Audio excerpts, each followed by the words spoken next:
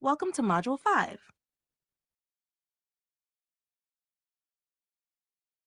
Upon completion of this module, the learner will be able to identify the significance of 3 evaluation time periods, become familiar with the evaluation forms and when they need to be completed, and be able to evaluate the student based on the learning contract objectives.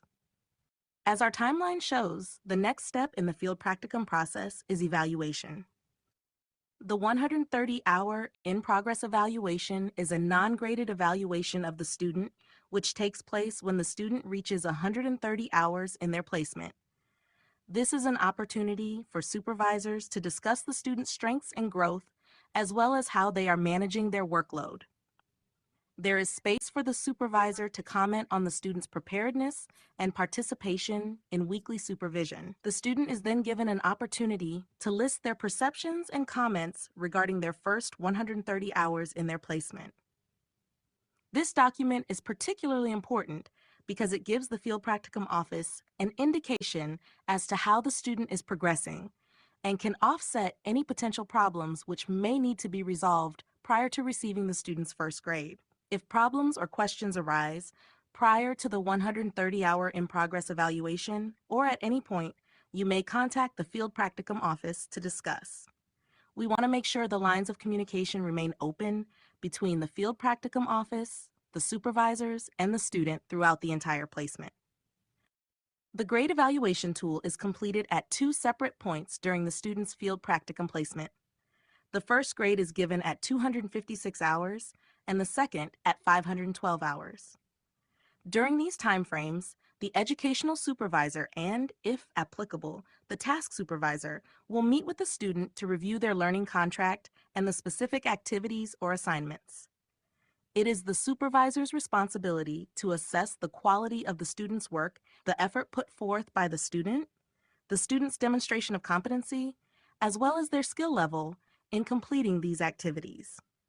We encourage the educational supervisor to meet with any task supervisors who may have been involved in the student's placement to discuss the student's progress in the areas listed on the learning contract. There are tabs at the bottom of the grade evaluation tool where you can navigate to the desired page. The first tab covers the instructions on how to fill out the grade evaluation document and provides the supervisor with the ranking scale definitions for evaluating the student's performance. When evaluating the quality of the student's work, a ranking of 5 indicates that the student's efforts, knowledge, skill ability, and achievements are consistently above expectations.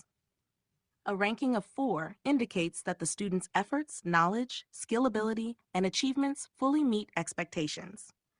A ranking of 3 indicates that the student's efforts, knowledge, skill ability, and achievements are sometimes below expectations. A ranking of 2 indicates that the student's efforts, knowledge, skill ability, and achievements are often below expectations. A ranking of 1 indicates that the student's efforts, knowledge, skill ability, and achievements are consistently below expectations. Supervisors are encouraged to review the ranking scale in detail on the Instructions tab before proceeding with the evaluation of their student. There is one grade evaluation document for the BSSW and Generalist Foundation MSW students, and a separate grade evaluation document for Advanced Generalist MSW students. Please ensure you are using the correct document according to the level of the student you are supervising. The cover page of the grade evaluation tool identifies the student, the agency, the supervisors, the type of placement being completed, and the semesters during which the field practicum is being completed. The student and supervisors sign and date the cover sheet once the grade performance evaluation has been completed and reviewed with the student. You will notice the grade evaluation tool lists the same goal categories and objectives as on the learning contract. Therefore, you will be evaluating the student's progress and performance completed under each objective as it relates to the assignments and activities on the student's learning contract.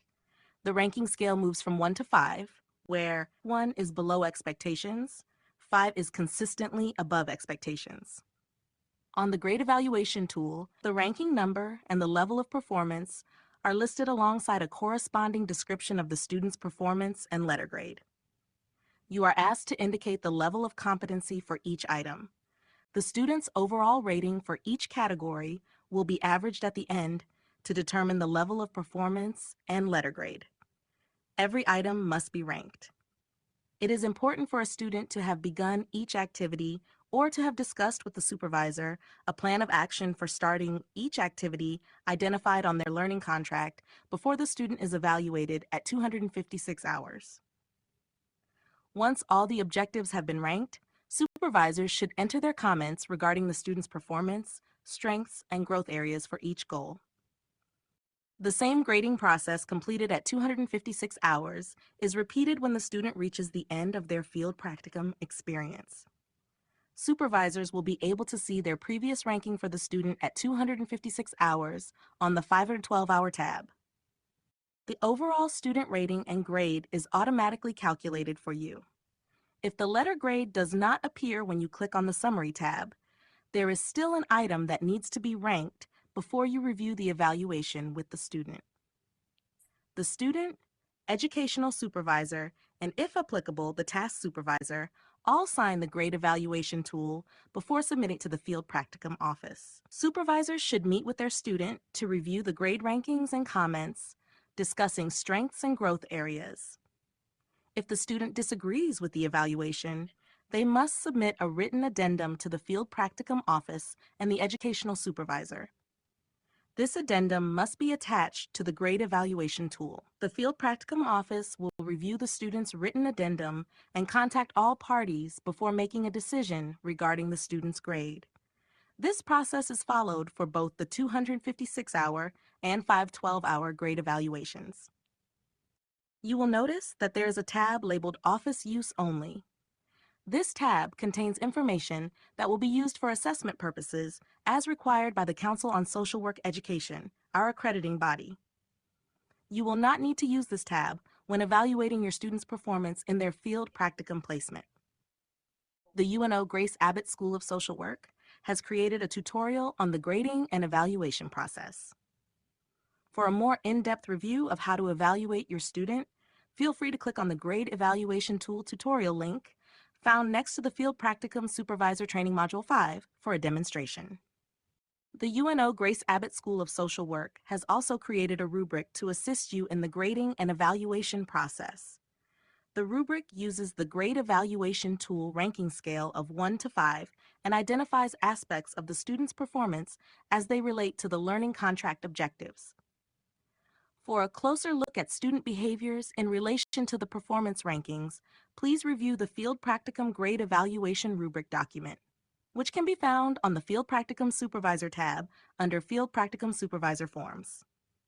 The State of Nebraska Practicum Affidavit is a form distributed by the State of Nebraska Credentialing Division that verifies the MSW student has completed 300 hours of direct contact under the supervision of a licensed clinical social worker.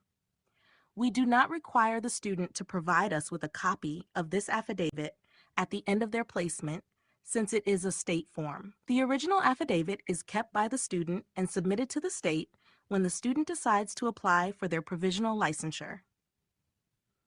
If you have questions about signing the affidavit, please contact the Field Practicum office.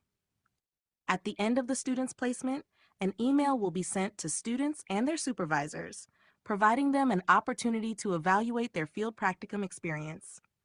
We look forward to hearing from both supervisors and students to help us continuously improve our Grace Abbott School of Social Work Field Practicum program.